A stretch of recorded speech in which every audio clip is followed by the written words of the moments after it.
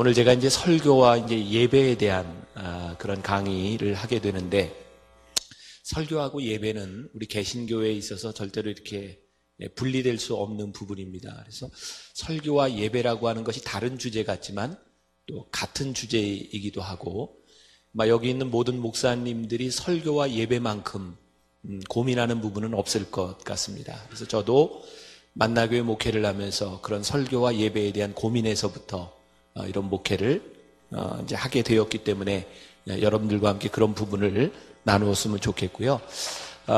제가 강의하는 주제의 전체적인 그 주제를 그냥 한 문장으로 이렇게 요약해서 이야기한다면, 이 예배와 설교에 있어서 우리들이 어떤 관점을 가지느냐가 참 중요할 것 같아요. 그러니까 이제 관점이라고 하는 것은 다른 말로 이야기하면 이제 프레임이라고도 이야기할 수 있죠.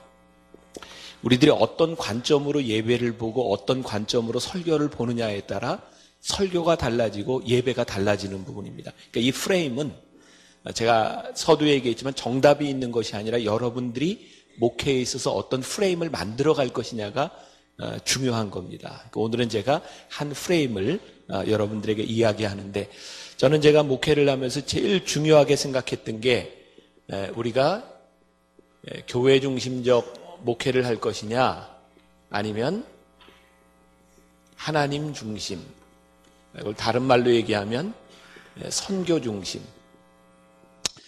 제가 이런 이야기를 하면 여러분들이 좀 거부감이 들지 모르겠어요. 그 목회를 하는 사람들 중에 하나님 중심적이지 않은 목회가 어디 있겠는가. 근데 사실 좀 틀린 부분인 것 같아요. 여러분들이 깊이 생각해 볼 필요가 있어요. 우리가 교회 중심적인 틀을 가지고 프레임을 가지고 예배와 설교를 보느냐, 하나님 중심적인 선교 중심적인 틀을 가지고 보느냐는 굉장히 다른 부분입니다. 여러분, 예수님이 이 땅에 오셔서 사역을 하실 때 바리새인들하고 굉장히 많이 부딪혔어요. 제사장들과 사두개인들. 그 사람들이 하나님을 믿는 사람이었다는 거 아시죠? 근데 예수님이 보실 때는 그들이 하나님을 잘 믿는 것 같지가 않았어요. 왜냐하면 하나님을 믿는 그들이 언제부터인가 그들이 믿었던 전통의 틀 속에 자기를 가둬놓기 시작했어요. 예수님은요, 이 땅에 오셔서 사역을 하시면서 제일 중요하게 예수님의 별명을 이야기한다면 전통 브레이커, 전통을 깨는 분이었습니다.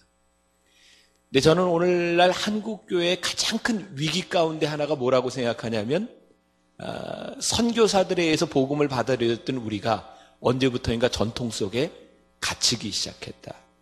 그래서 만약 예수님께서 이 땅 위에 오셔서 목회를 하신다면 이 한국교회의 전통의 틀을 깨려고 하시지 않을까. 그러니까 이런 의문을 가지고, 그러니까 여러분들이 교회 중심적인 전통의 틀 속에서 예배와 설교를 보고 있는가, 아니면 하나님 중심적인 틀 속에서 이런 것을 보고 있는가라는 것을 한번 깊이 생각해보는 시간이 되면 될 것 같아요. 사실 우리 교회가 고민하고 있는 모든 문제들은 어떻게 보면 본질에 대한 문제일 것 같아요. 그런데 이 본질을 흐리게 하는 것이 뭐냐면 유사 본질입니다. 저는 요즘 그런 부분들에 대해서 많이 고민하고 있기 때문에 제가 올해 들어서 우리 교인들과 함께 레디컬이라고 하는 주제를 가지고 1년을 함께 말씀을 나누고 있어요. 1년 동안 말씀을 나눈다고 하는 것은 교회 전체의 예배와 교회 사역이 레디컬이라고 하는 부분으로 우리가 이제 집중되고 있다는 거예요. 매주일마다 우리 교인들은 설교를 듣기 전에 일어나서 성경을 가슴에 안고, 요즘 성경 안 가지고 다니는 사람 꽤 많죠. 왜 안 가지고 다니죠?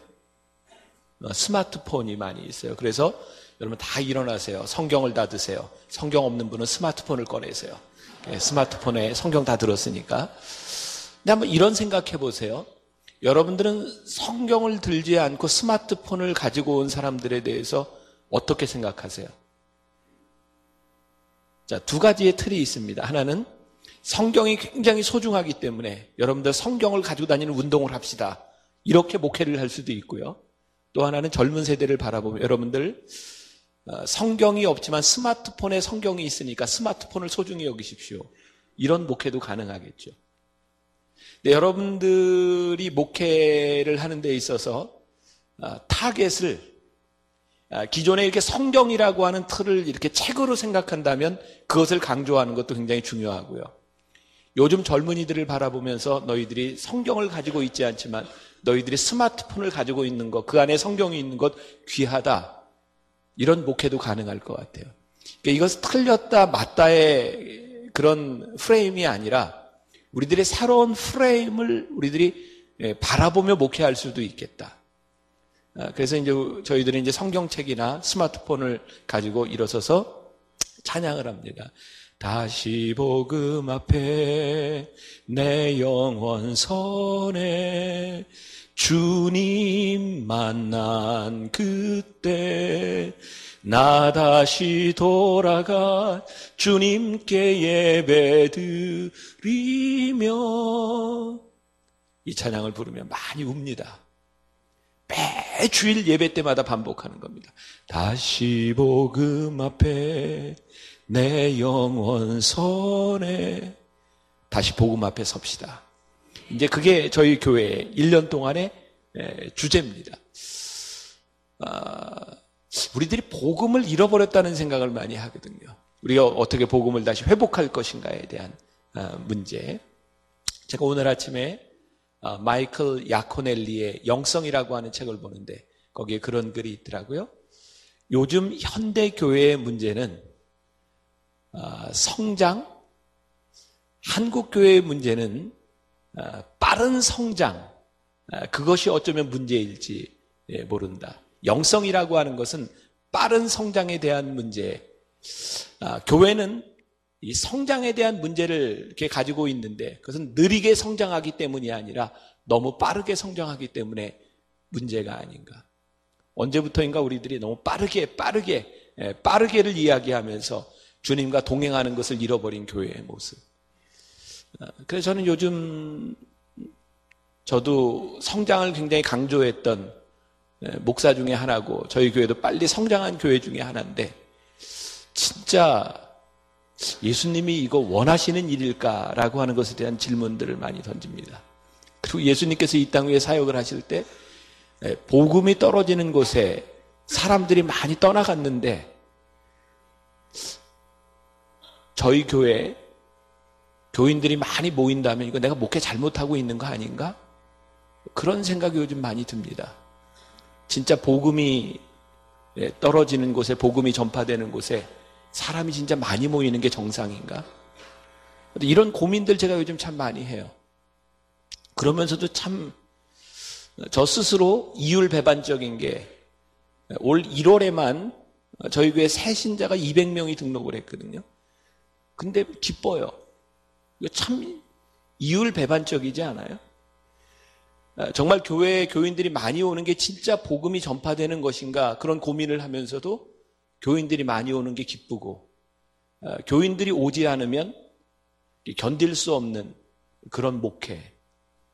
이 가운데서 우리들이 정말 이 본질을 찾아간다고 하는 것이 참 쉽지 않은 부분이겠다. 그래서 우리들이 끊임없이 고민해야 되는 부분이 내가 하고 있는 예배와 설교 이것이 정말 교회 중심적인가? 교회를 이루어 나가는 것인가? 하나님의 나라를 이루어 나가는 것인가? 이 고민에서부터 여러분들이 좀 출발하지 않으면 우리 목회가 어느 순간 참 잘못될 수도 있겠다 생각이 들어요. 제가 오늘 설교에 대한 이야기는 예배와 관계가 되어 있기 때문에 강의를 하려고 하는데 얼마 전에 월간 목회에서 저에게 인터뷰를 요청한 적이 있습니다. 거기에서 저에게 20가지의 질문을 했고요. 그 질문에 답을 하면서 제가 이게 설교에 대한 것을 정리한 것이 있습니다. 첫 번째 저에게 이런 질문을 했더라고요. 먼저 목사님의 설교에 관해 묻고 싶습니다. 설교란 무엇이라고 정의하십니까? 여기 아주 중요합니다. 여러분들 꼭 기억해야 될 것이 있는데 설교는요. 여러분들이 설교를 어떻게 정의하느냐에 따라 만들어지는 것이 설교라고 생각해요. 제가 아까 이 프레임이라고 하는 이야기를 했죠. 여러분들이 설교를 여러분들 나름대로 정의해야 설교가 만들어집니다. 여러분들 속으로 한번 대답해 보세요. 여러분들은 설교를 뭐라고 정의하십니까? 여러분들 머릿속에 다 있어요. 여러분 신학교육을 받으면서 설교에 대한 정의. 어떤 분들은 설교를 이렇게 선포라고 정의하기도 하죠. 그래서 우리 곽선희 목사님 그리고 예수소망교회에 가보면 강대상이 어떻게 되어 있냐면 이렇게 올라가서 설교하게 되어 있습니다. 왜? 하나님의 말씀을 선포한다고 정의했기 때문입니다. 여러분들이 설교를 아주 명확하게 정의하면서 여러분들의 설교가 만들어지는데 대부분의 목사님들이 설교를 명확하게 정의하지 않습니다. 그래서 설교가 힘들어지고 설교에 대한 정의가 명확하지 않기 때문에 모호해지기도 합니다. 그래서 오늘 여러분들이 강의를 들으면서 여러분들 목회에 한번 깊이 생각해 봐야 될 것이 나는 설교를 무엇으로 정의하는가? 그럼 저에게 있어서 설교는 무엇인가? 저는 설교를 소통이라고 생각해요. 커뮤니케이션. 저는 설교를 어떻게 정의하냐면 하나님의 말씀을 가지고 이 세상 사람들과 소통하는 것이 설교다. 제가 만나교회 담임이 돼서 목회를 하면서 제일 처음으로 한 일이 뭐냐면 강단을 고치는 일이었습니다. 왜냐하면 설교에 대한 정의가 달라지니까 강단의 모양이 바뀌어야 되겠더라고요. 저는 저희 전 시대에 목회를 하셨던 김우영 목사님 목회를 제가 이어받았습니다. 여러분들이 지금 목회를 하면서 제일 힘든 것 중에 하나가 뭐냐면 어떤 전통에서의 전환에 대한 부분들이고 여러분들의 목회를 이전 한국교회 목회에서 어떻게 만들어가야 될 부분인데 여러분들이 설교에 대한 정의가 분명히 내려지지 않으면 변화를 시도하는 것이 참 힘듭니다. 그래서 릭 워렌 목사가 이런 얘기를 했죠. 50명 이상 되는 교회에서 변화를 시도하지 마십시오. 그냥 개척하세요. 왜? 변화가 그만큼 힘들다는 겁니다. 근데 변화가 힘든 이유 중에 하나는 여러분들에게 명확한 정의가 내려져 있지 않기 때문에 변화가 힘든 거죠. 제가 이제 담임 목사가 돼서 처음으로 이제 강단을 고치기 시작해서 저희 교회는 큰 강대상 2개가 있었고요. 그리고 전통적인 빨간 카펫이 강단에 있었습니다. 저희 아버님이 갑자기 쓰러지셨어요. 그래서 저는 이제 한동대 이제 교수로 가기로 이렇게 마음을 먹고 다 준비를 하고 있다가 갑자기 이제 설교를 제가 대신 하게 됐습니다. 근데 제가 설교하기가 너무 힘들었던 게 저희 아버님 세대에 생각했던 설교와 제가 생각했던 설교가 너무 틀렸던 거예요. 저는 미국에서 공부를 마치고 제가 파트타임으로 이제 만나교회 사역을 시작하고 기획 목사를 이렇게 하면서 아버지가 담임 목사님인데 정말 같이 목회를 못 하겠더라고요. 아버지하고 저하고 목회를 생각하는 것이 너무 틀린 거예요. 그래서 아버님하고 저하고 참 많이 이렇게 다툼이 있었습니다. 주일 아침이 되면 저희 어머니가 늘 아버지하고 저하고 이렇게 식사를 이렇게 준비해 주셨는데 그 자리가 늘 팽팽한 긴장의 연속이었어요. 저는 아버지에게 이런 얘기를 했습니다. 아버지, 요즘 시대의 분당에서는 그렇게 하시면 안 돼요. 그럼 저희 아버님이 저한테 야, 네가 뭘 안다 그래? 아버지 이렇게 하시면 안 된다니까요. 아침에 싸우기 시작합니다. 아버지 이러시면 안 된다니까요. 저희 아버님이 네가 뭘 알아? 안 된다니까요. 그럼 저희 아버님이 저에게 딱 그 종교라는 말이 내가 담임이야. 그러면 제가 더 이상 할 말이 없어서 알아서 하세요. 제가 그래서 짐을 3번 쌌습니다. 도저히 아버지하고 같이 못하겠더라고요. 그래서 제 아내하고 짐 싸 우리 나가자. 아버님한테 저 다음 주에 인사하고 나갑니다. 근데 제가 지금도 저희 아버님 돌아가셨는데 궁금해요. 제가 꼭 하늘나라 가면 묻고 싶은데 나가기로 다 결정하고 나면 그 다음날 병원에 입원을 하셨어요. 근데 진짜 아프셨던 건지 아닌지 제가 지금 그 문제를 풀지 못하고 돌아가셨어요. 제가 이제 몇 번 그렇게 다툼이 있었고 짐을 싸고 못 나가고 이런 과정이 이제 몇 번이 있었어요. 저희 아버님이 쓰러지시고 제가 이제 대행을 하다가 1년쯤 있다 저희 아버님이 미국에서 요양을 하시면서 장로님들한테 전 교인에게 영상으로 이렇게 편지를 쓰셨어요. 내가 더 회복되기가 힘들 것 같으니까 후임자를 뽑아줬으면 좋겠다. 이제 그런 이제 과정들을 통해서 저는 이제 만나교회 이제 담임이 됐어요. 근데 제가 담임이 되고 저희 아버님이 딱 은퇴를 하셨는데 거짓말처럼 저희 아버님이 다 회복이 되셨어요. 그러니까 아파서 자원 은퇴를 하셨는데 얼마나 이렇게 억울하시겠어요. 근데 이제 제가 담임이 돼서 제일 처음으로 한 일이 강단을 고치는 일이었는데 그게 저희 아버님의 마음을 많이 상하게 했어요. 내가 평생을 했던 이 목회를 네가 그 강단을 받고 그래서 아침에 저희 아버님과 저와 다툼이 일어났어요. 너 꼭 그 강단 바꿔야 되겠냐? 네. 너 진짜 바꿔야 돼? 네. 너 진짜 바꿔야 돼? 아버지, 제가 담임이거든요. 그 한마디에 그냥 끝났어요.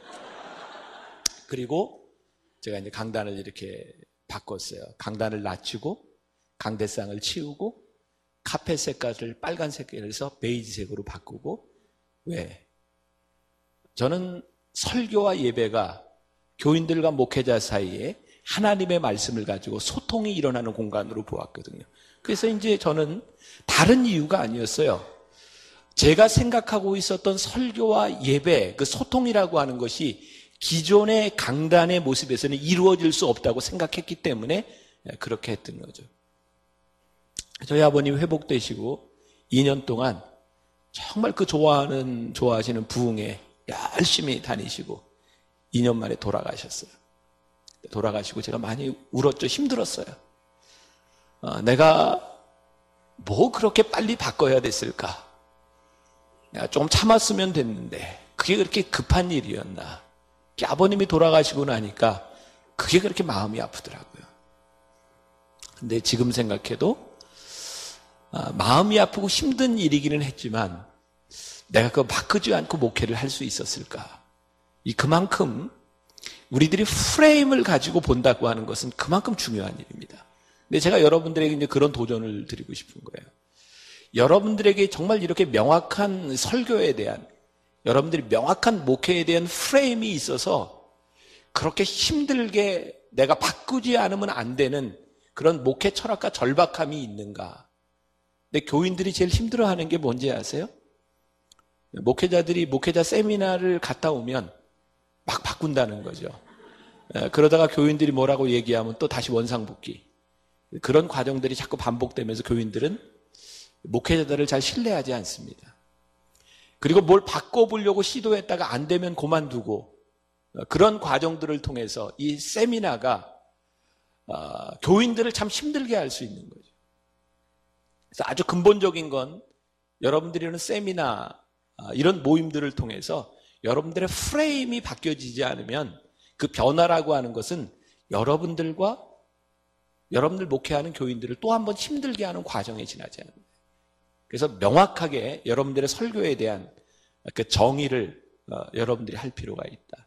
저는 이 소통이라고 하는 정의 가운데서 저는 어떤 생각을 하게 됐냐면 이 하나님의 말씀을 가지고 교인들을 설득해야 되겠다. 저는 우리 교회 부목사님들한테도 처음 오면 이야기하는 게 설교를 명확히 정의하라. 그리고 우리 교회에서 나와 함께 목회하는 동안에는 여러분들이 따로 목회를 할 때는 어떤 것을 가지고 있어도 좋지만 우리는 이 예배 가운데서 말씀의 소통이 일어나는 공간이라고 생각하기 때문에 저희 교회는 이제 영상을 많이 쓰죠. 영상을 왜 쓰는가? 효과적인 설득을 위해서 영상을 쓰는 거예요. 효과적인 설득을 위해서 설교의 예화들이 들어가요. 그러니까 이 명확한 데피니션이 여러분들에게 들어갈 때 그것을 이루기 위한 여러분들의 노력, 그것이 설교로 만들어져야 하지 않겠는가. 자, 그래서 이 설교를 중심에 두고 이 설교를 통해서 여러분들의 목회 철학이 여기에서 만들어져야 되고, 이 설교를 통해서 이 예배의 모든 것들이 사실은 구현이 되는 거죠. 개신교 예배는요, 개신교는 어쩔 수 없이 설교 중심으로 되어 있어요. 왜? 우리 개신교회는 기존의 전통적이었던 그런 캐톨릭의 의식 중심에 대해서 말씀을 가지고 개혁을 시도했고, 예배 가운데로, 의식 가운데로 말씀을 중심으로 가져왔기 때문입니다. 그러니까 여러분들의 목회의 모든 부분들과 예배의 모든 부분들이 이 설교를 통해서 이루어지지 않으면 이 개신교의 목회는 이루어지기가 참 힘들어요. 그래서 이 설교를 중심으로 예배와 목회 철학이 어떻게 구현되는가, 이 프레임이 여러분들에게 잘 짜여져야 되는 거죠. 그래서 여러분들에게 이제 그런 도전을 하나 드릴게요. 여러분들이 목회 철학을 가장 잘 교인들에게 전달할 수 있는 것이 예배죠. 그런데 우리는 주일날 예배를 참 많이 드려요. 뭐 교회마다 다 틀리겠지만 일단 주일 낮 예배가 있고요. 요즘은 주일 저녁 예배 아니면 주일 오후 예배가 있어요. 그리고 정상적인 교회라면 수요 예배가 있습니다. 그리고 조금 더 열심히 있는 교회는 금요 예배가 있어요. 그리고 정상적인 교회라면 새벽 예배가 있습니다. 그럼 여러분들의 목회 철학을, 여러분들 교회의 목회를 가장 잘 교인들에게 전달할 수 있는 예배는 어떤 예배일까요? 네? 주일 낮 예배. 근데 우리 목회에 딜레마가 있습니다. 예를 들어서 여러분들 교회에 헌신 예배라고 하는 것이 있습니다. 뭐 남선교회, 여선교회 이런 헌신 예배도 있고 선교부 헌신 예배도 있고 선교 보고도 있고 그리고 부흥회도 있어요. 또 여러분들에게 질문을 던집니다. 교회에서 부흥회를 하는 이유는 뭔가요? 교인들의 영적 부흥을 위해서 합니다. 근데 부흥회를 하면 요즘 여러분들 목회의 딜레마가 뭔가요? 영적으로 부흥이 일어나야 되는 사람들은 부흥회에 안 온다는 거죠. 늘 부흥회에 오는 사람만 옵니다.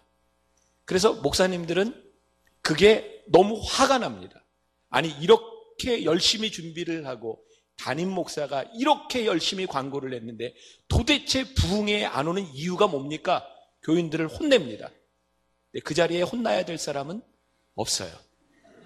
우리는 어떤 사람에게 혼내냐면 혼나지 않아도 될 사람을 혼냅니다. 그리고 목회는 힘들어집니다. 그래서 이런 것들이 계속 반복이 되는 거죠. 목회가 왜 힘들어지는가? 또 하나 헌신 예배, 선교 보호대회를 합니다. 이것을 통해서 이 선교에 대해 관심이 없는 사람들에게 선교에 대한 관심을 불러일으키기 위해서 하는데 역시 그 자리에는 또 관심을 가져야 될 사람들은 없습니다. 그래서 우리의 목회는 열심히 준비하고 열심히 하면 할수록 계속 탈진됩니다. 그럼 이 문제를 해결할 수 있는 제일 좋은 방법은 뭘까요? 사실 주일 낮 예배 때 부흥회가 이루어지고 주일 낮 예배 때 선교 보고도 이루어지고 주일 낮 예배 때 뭔가가 이루어져야 되는데 우리들이 그걸 못합니다. 이유는 뭔가요? 주일 낮 예배에 우리들이 아까 이야기했던 전통적인 예배를 가지고는 우리들이 주일 예배 때 이것을 할 수 있는 일들이 별로 없습니다. 저희 교회의 가장 큰 장점, 저희 교회의 예배 사역으로 저희 교회가 이렇게 많이 알려지게 되고 매주 뭐 교단을 초월해서 이제는 해외에서도 저희 교회 예배 탐방을 오는 이유가 뭐냐면 저희 교회가 예배 틀을 깼다는 거예요. 그리고 이건 이제 여러분들이 앞으로 여러분들 목회에서 이제 가능한 일이 될 수 있는데 저희 교회는 어느 정도 이제 그런 이제 인프라가 구축이 됐기 때문에 1부 예배부터 5부 예배까지 완전히 다른 형식의 예배를 드려요. 그러니까 그 이유는 교인들에게 많은 그 이제 영적 체험에 대한 기회를 만들어주기 위한 것이죠. 근데 이것은 이제 여러분들 교회에서 이루어질 수 있는 일은 아닙니다. 저희 교회도 처음부터 이렇게 됐던 건 아니고 수년 동안에 이런 목회를 통해서 이제 그런 것들이 이제 만들어지게 된 거죠. 그러나 이제 그 생각을 여러분들에게 말씀드리는 거고요. 저도 그런 똑같은 고민을 했어요. 교인들에게 선교 보고를 해야 되는데 이런 일들이 헌신 예배나 오후 예배나 수요 예배를 통해서는 모든 사람들에게 전달되지 않는다는 것. 그래서 주일날 이걸 해야 되겠다. 주일 낮 예배 때 해야 되겠다. 근데 주일 낮 예배 때는 너무 많은 예배의 순서들이 이 방해 요소가 됐던 거죠. 그래서 예배의 틀을 확 깼어요. 자, 이 틀을 깨는 데 있어서 제일 힘들어하는 게 뭐냐면 예를 들어서 이제는 많이 그런 깨진 교회들도 있지만 틀이 깨진 교회들도 있지만 제일 힘들어하는 것 중에 하나가 예배 가운데 기본적으로 들어가야 되는 예배의 요소라고 하는 거죠. 그 중에 참 뺄 수 없는 것 중에 하나가 장로님의 기도죠. 예. 예배가 되게 이렇게 조용한 기도로 시작이 됩니다. 묵도. 그리고 끝날 때는 뭘로 끝나죠? 축도. 여러분들에게 또 한 번 질문을 던져볼게요. 성경에 예배를 묵도로 시작해서 축도로 끝날지니라 이런 말이 있나요, 없나요? 없죠. 그 다음에 예배 시간에는 꼭 장로님의 기도가 들어가야 될지니 이런 구절이 있나요? 없어요. 근데 우리는 그게 빠지면 예배가 큰일 나는 줄 알죠. 왜 그렇죠? 우리들이 전통이라고 하는 것을 벗어나기 참 힘들다는 거죠. 근데 지금 예수님께서 오시면 예수님께서 예수님의 목회를 하시면서 전통을 막 깼던 그런 일들, 그러니까 우리들이 생각하는 예배가 굉장히 중요하다고 하는 형식들이 성경적이지 않다라고 하는 걸 여러분들이 한번 받아들여 보세요. 그것은 단지 전통적일 뿐입니다. 그럼 우리 예배가 전통적인 예배가 돼야 될까요? 성경적인 예배가 돼야 될까요? 네, 아주 간단해요. 그럼 성경적인 예배는 어떤 예배인가요? 그냥 딱 한 번 예수님이 예배에 대해서 말씀하셨어요. 요한복음 4장에서. 예배는 신령과 진정으로 예배할지니. 그러니까 이 신령과 진정이라고 하는 예배의 영성이 살아있으면 그 예배의 형식들은 그렇게 중요한 것이 아니라는 거죠. 자, 근데 이거 굉장히 힘든 얘기입니다, 이게. 제가 예배의 틀을 깨게 된 이유가 있습니다. 그건 이제 제 목회 초창기에 일어난 일인데, 제가 미국에서 공부를 하고, 처음 와서 제가 맡은 게 청년 예배였습니다. 청년 예배를 맡았는데, 오후 2시 반 예배였어요. 제가 청년부 처음 만났을 때 만나교회 청년들이 한 90여 명 정도 이렇게 모이는 공동체였습니다. 근데 2시 반 예배 설교를 하려고 이렇게 나왔는데 도저히 설교를 할 수 있는 분위기가 아니었어요. 2시 반에 보통의 대개 교회들이 그렇듯이 청년들이 교회에서 성가대 봉사를 하고 교회학교 봉사를 하고 점심을 먹고 와서 예배 드리는 그 분위기는 거의 반 정도는 이미 졸고 있는 상태. 거기다가 묵도로 시작하면서 살살 잠이 오는데 대표 기도자가 잠을 재워놓으면 예배 끝날 때까지 깨지 못한다는 거죠. 이게 보편적인 교회에 일어나는 일들입니다. 주일날. 여기 이제 장로님들이 이제 몇 분이나 계시는지 모르겠지만 저는 예배의 제일 힘든 요소가 뭐냐면 장로님들의 대표 기도라고 생각하거든요. 근데 여러분들 예배에 왜 대표 기도가 들어왔는지 아세요? 이게 굉장히 이게 전통에도 근거가 없는 겁니다. 우리나라의 선교사들이 들어와서 예배를 인도할 때 본래 미국 교회 전통에 보면 기도가 대표 기도가 장로님들의 대표 기도가 아니라 목회 기도가 있어요. 목회 기도. 그런데 그 당시에 선교사들이 한국말을 잘 못하고 기도를 잘 못하다 보니까 그것을 돕던 조사, 평신도들에게 부탁한 것이 지금 한국교회의 평신도 장로님들 대표 기도가 됐습니다. 이것 빠지면 굉장히 큰일 난다고 생각하는데 이건 굉장히 전통적이지도 않은 겁니다. 성경적이지도 않고. 저희 교회는 1, 2, 3, 4부 장로님들 기도가 하나도 없어요. 장로님들 스스로 처음에는 제가 그걸 갑자기 뺄 수가 없어서 강대상에다가 빨간 글씨로 크게 써놨어요. 대표 기도는 3분 이내에. 그리고 한 번은 극단적으로 우리 장로님 중에 한 분이 7분 정도 기도를 주일날. 그래서 그 장로님은 다음 순서에서 뺐습니다. 2회분 기도를 했으니까 한 번 빠지라고. 여기 목회자들이 굉장히 힘든 고민입니다. 근데 이거 빼기가 참 힘든 거죠. 자, 또 하나 참 힘든 것 중에 하나 여러분들이 목회를 해보세요. 성가대가 이렇게 틀을 잡기 시작하면 성가대 때문에 목회가 굉장히 힘들어집니다. 어느 교회나 규모가 있는 교회들은 성가대 때문에 교회가 많이 힘들어져요. 성가대원들이 교회에 특송을 안 하면 큰일 나는 줄 압니다. 제가 지난해에 우리 교회 성가대 전체를 다 없앴습니다. 그리고 다시 만들었어요. 제가 성가대들 교육을 했습니다. 성가대는 예배를 위해서 존재합니다. 예배를 위해서 필요하기 때문에 찬양을 드리는 것이지 성가대가 찬양을 못했기 때문에 예배가 큰일 난다고 생각하면 이미 성가대는 성가대로서의 기능을 잃어버린 겁니다. 성가대는 철저하게 예배를 위해서, 대표 기도는 예배를 위해서, 설교는 예배를 위해서. 여러분, 예배 시간에 설교가 빠진다고 예배가 아닌 것이 아닙니다. 목사님들도 이것 좀 내려놨으면 좋겠어요. 내가 설교를 안 해도 예배는 드려집니다. 근데 우리는 설교를 안 하면 큰일 난다고 생각하죠. 제가 꿈꾸는 예배입니다. 꿈꾸는 예배. 어떤 예배냐면, 예배를 드리다가 은혜가 되면, 찬양을 부리다가 은혜가 되면 찬양만 불러도 예배 아니겠습니까? 예배를 드리다가 설교가 은혜가 되면 설교로 끝나도 예배가 아니겠어요?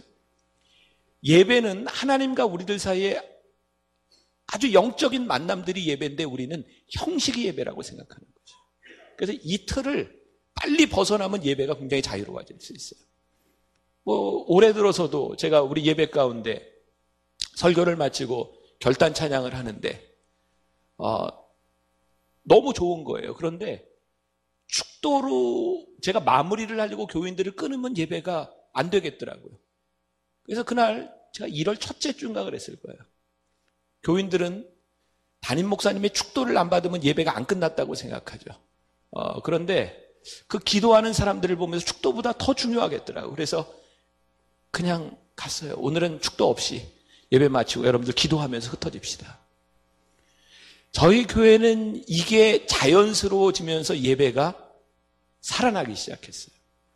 제가 청년 예배 아까 이야기했죠.